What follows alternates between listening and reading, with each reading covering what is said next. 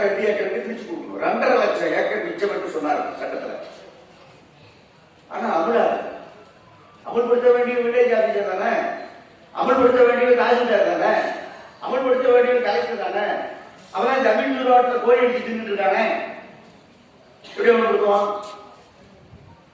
நான் போனாங்க ஆள் இல்லைங்க, நான் போனாங்க இன்னும் ரெக்கார்ட் சரியா பார்க்க முடியலைங்க, இப்படியே தள்ளிட்டு இருந்தாங்க.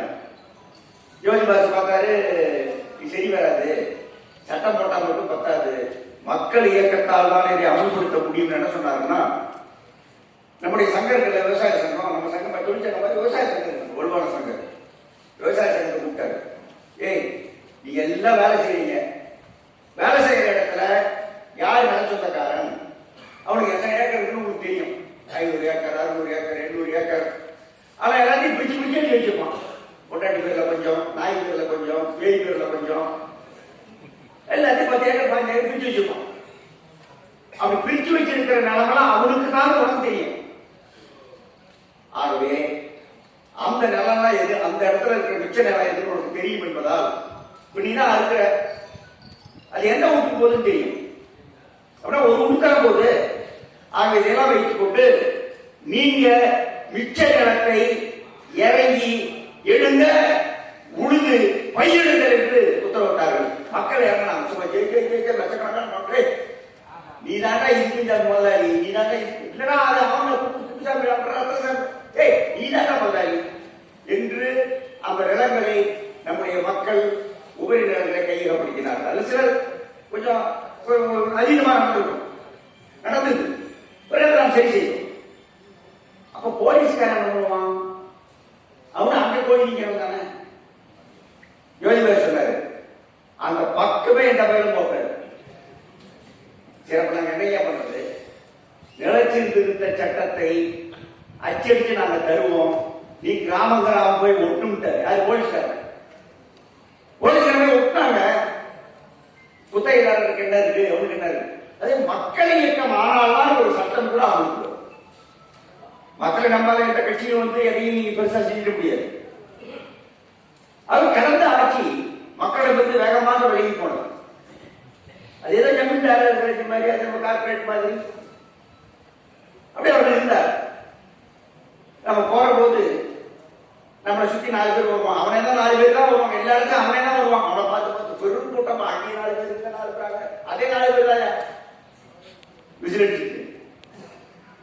கடந்த ஆட்சியில் மக்கள் சம்பந்தப்பட்ட அடிப்படையான விஷயங்களில் இருந்து அவங்க ரொம்ப தூரம் விலகி போயிட்டாங்க. அவங்க எது கொள்கை என்று அவர்கள் அறிவித்தார்களோ அந்த கொள்கையே கைவிடப்பட்டது. அதுல ஒரு கொள்கை போக்குவரத்து கொள்கை, நாட்டுடைமை கொள்கை.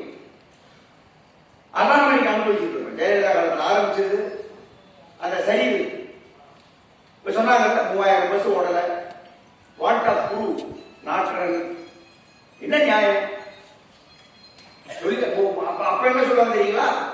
வண்டி இருக்கு, தொழிலாளர் எண்ணிக்கையும் இருக்கு, ஆனா உங்களால நிறைய ஆப்ஷன் ஆகலாம், வண்டியை நடத்த வர மாட்டேங்கிறான், முகூர்த்தம்னா எல்லாம் பாதிப்பு போயிருக்கான். ஆகவே நாட்டு சொல்லிட்டு நாங்க ஒரு ஆள் இணைய நாட்டு நீ டபுள்டி வாங்குற, லீவு கொடுக்க மாட்டேங்கிற, ஒன்றும் கொடுக்க மாட்டேன். அதுக்கப்புறம் நாட்டு வாண்ட ப்ரூவ் ஏன் எடுக்காம இருக்கீங்க? என்னென்ன செய்வாங்க? என்ன வேண்டுவாங்க? இப்ப கோயில போய் ஒரு திருமணமான ஒரு நம்முடைய சகோதரி 2 வருஷம் குழந்தை பிறக்கல, என்ன வேண்டுவாங்க? கோயிலுக்கு போய் எனக்கு ஒரு குழந்தை வேணும் சாமி வேண்டுவாங்க. யாராவது எனக்கு குழந்தை பிறக்கக்கூடாது அப்படின்னு வேண்டுவாங்க? வேண மாட்டாங்கல்ல. நீங்க என்ன பண்ணீங்க? அதாவது அரசு நீங்க ஒவ்வொரு தருணத்திலும் நம்முடைய அரசு, அதாவது கடந்த அரசு ஒரு கொள்கையை கைவிட்டு என்ன சொல்றது, இன்னும் நாட்டோட வியாக்கணும், இன்னும் மக்கள் ஆக்கணும், அப்படிதான் போடணும், இதுதான் நீங்க எதிர்க்கணும். இப்ப நீங்க வந்து இல்லைன்னு சொன்னீங்க, 3000 வண்டி ஓடல, 30,000 ஆள் எடுக்கல, என்ன தீர்மானம் போட்டீங்க? குழந்தை வேண்டாம்னு சொன்ன மாதிரி நீங்க ஆளே வேண்டாம் இருக்கட்டும். சரி, அப்ப என்ன பண்றது? கான்ட்ராக்ட்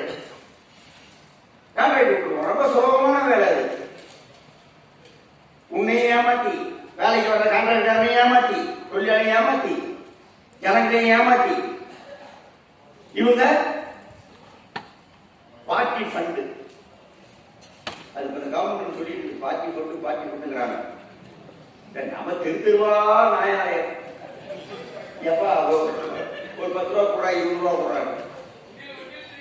ஏன்னா அதான் நியாயமான கட்சியா இருக்க முடியும், மக்களுக்கான கட்சியா இருக்கு. இது பார்ட்டி போட்டு எங்க இருக்கிறது சாராயம் இருந்து வருது, இந்த கவர்மெண்ட் வருது நம்ம சொல்றாங்க. பார்க்கணும், நம்ம இது பார்க்கணும்.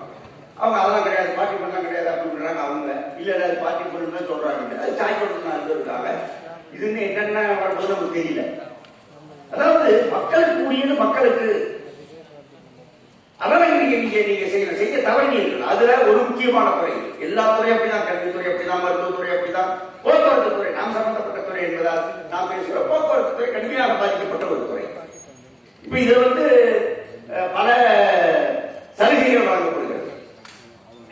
கட்டணமில்லா பயணம், இந்த பேர் வைக்கிறது தான் உங்களுக்கு கிடைக்காது. இலவச பயணம்னு சொன்னா உடனே ஒரு பேர் கட்டணமில்லா பயணம். அப்புறம் வேற கட்டணமில்லா விடியல் பயணம். அது அப்படி சொல்லுவாங்க எப்பவுமே அப்படின்னா. அதாவது இப்ப நீங்க ஒரு பெரிய சாதனை என்னன்னா, அந்த காலத்துல பியூன் அப்படின்னு சொல்லுவாங்க. அதுதான் 4th கிரேட். அது பேர் நல்லது. ஆபீஸ் ஹெல்பர் பயங்கரமான சாதனை. அரசாங்கத்துக்கு ஒரு 10,000 கோடி ரூபாய் செலவு. ஏற்கனவே அரக்கால் அரசு போட்டிருந்தாங்க துப்புரவு பணியாளர். இது குழுக்கால் அரசு போட்டு அரசாங்கத்துக்கு இந்த மாதிரி சில வேலை பார்க்கணும்னு வச்சுக்கோங்களேன். இப்ப நான் உங்களுக்கு அரசாங்கத்துக்கு செலவில்லாத ஒரு திட்டம் சொன்னேன். நம்முடைய முதலமைச்சர் விஜய் நம்ம எல்லாம் போனோம்னா நாங்க சிஎல்டி சார்பில் போனோம். சார் உங்களுக்கு செலவில்லாத ஆனா நம்முடைய தமிழ்நாட்டுக்கு பலன் ஒரு திட்டம் சொல்றேன்னு சொன்னேன். என்ன திட்டம்? 26,000 ரூபாய் மினிமம் வேஜஸ்ங்கிறது இப்ப கணக்கு வரணுங்க. அதிகமாக வரணும். சரி 26,000 இப்ப எவ்வளவு கொடுக்கறது இல்ல. 12,000 10,000 15,000 5,000 கொடுத்துருக்காங்க. நீங்க ஒண்ணு பண்ணுங்க, 26,000 சொல்ல வேண்டாம். இனிமேல் குறைந்தபட்ச கூலி யாருக்கெல்லாம் அமல்படுத்தப்படுகிறதோ அவங்களுக்கெல்லாம் 5,000 ரூபாய் மாதம் உயர்த்தப்பட வேண்டும் உத்தரவு கொடுங்க. அந்த உத்தரவு போட்டீங்கன்னா நீங்க கொடுக்க வேண்டாம், முதலாளியே கொடுக்கலாம். நீங்க இல்ல முதலாளிய ஆளுக்கு 5,000 ரூபாய் மாசம் குறைந்தபட்ச கூலி இன்கிரீஸ் சொல்லு. கொடுக்க வேண்டியதை விட நான் சொல்றது குறைவு தான். சொல்லுங்க, 1 கோடி பேர் அதுக்கு மேல இருக்காங்க. 5,000 ரூபாய் ஒரு மாசத்துக்கு 1 கோடினா எவ்வளவு? 5,000 கோடி ஆச்சா? வருஷத்துக்கு எவ்வளவு ஆச்சு? 60,000 கோடி மக்கள் கைக்கு முதலாளி கைக்கு டக்குன்னு உங்களுக்கு செலவு. ஆனா பொருளாதாரத்துக்கு மிகப்பெரிய பெரிய இது கிடையாது. அவர் என்ன நினைச்சாரே தெரியாது. என்னடா நமக்கு பாடம் எடுக்கிறான்னு தெரியாது. கேட்டிருந்தாரு. பாடம்னு சொன்னாரு வச்சுக்கோங்களேன். அது ஒரு பல விஷயங்கள் நம்மளுக்கு புதுசு. நம்ம கோரிக்கை நம்ம கொடுக்குறது. நம்ம கான்ட்ராக்டுங்கிறாங்க, வேணான்றாங்க, சரி நான் ஆய்வு பண்றேன்னு சொன்னாங்க. பெரிய விஷயம் ஆய்வு பண்ணட்டும். இப்போ ஆய்வெல்லாம் நாம கொடுத்த ஒரு மாசம் நாள் ஆச்சு. இப்போ பட்ஜெட் வரப்போகுது. பட்ஜெட் தானே பெரிய முக்கியம். பட்டு ஜெட்டு அது விலைப்பட்டா போகுது, விலைதான் ஜெட்ல போகுது. சரி பட்ஜெட் ரேட்டு. பட்ஜெட்ல நீங்க என்ன கொள்கை நீங்க எல்லாத்துக்கும் கேள்வி இருக்கு.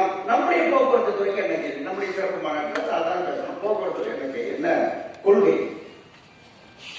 நாட்டுடைமை கொள்கை தொடர்ந்து பலப்படுத்தப்படும், அது தொடர்ந்து கடைபிடிக்கப்படும் என்று ஒரு கொள்கையை இந்த அரசு அறிவிக்க வேண்டும் என்பது நம்முடைய கோரிக்கை.